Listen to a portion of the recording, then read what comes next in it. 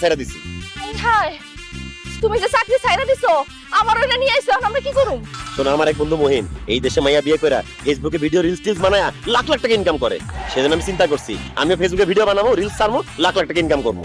আমি তো তোমার ভালোবাসি, আমি তো এই দেশে মাইয়া বিয়ে করতে পারবো না, তাই তোমার আমি দেশ থেকে বিদেশ নিয়ে আইছি, তোমার লোক একসাথে ভিডিও বানাবো, ফেসবুক রিলস ছাড়বো, লাখ লাখ টাকা ইনকাম করবো। সি সি সি সি সি সি সি সি সি, আমি পারুম না, আমি পারুম না। আমি ফেসবুকে দেখছি রিলসের মধ্যে মাইয়ারা কি কি জানি করে, কি কি পরে জানি কি কি করে, আমি সব করতে পারবো না। আর তুমি চিন্তা করো, দেশের মধ্যে বইয়া তোমার বাপ মা আমার বাপ মা যদি এগুলো দেখে তাহলে কি খারাপ ভাববো না আমারে? কিছুই কইবো না তারা।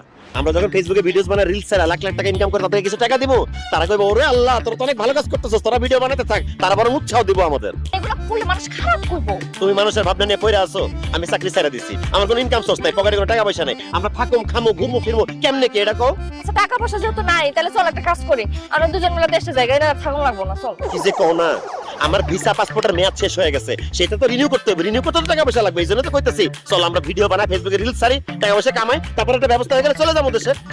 শোনো, একে তো না খায় থাকতে হইব, এদিকে ভিসা পাসপোর্টের মেয়াদ শেষ, পুলিশ যদি অবস্থা ধরে তাহলে জেলের ভাত খায় সারা জীবন এখানে পয়সা মরতে হইব।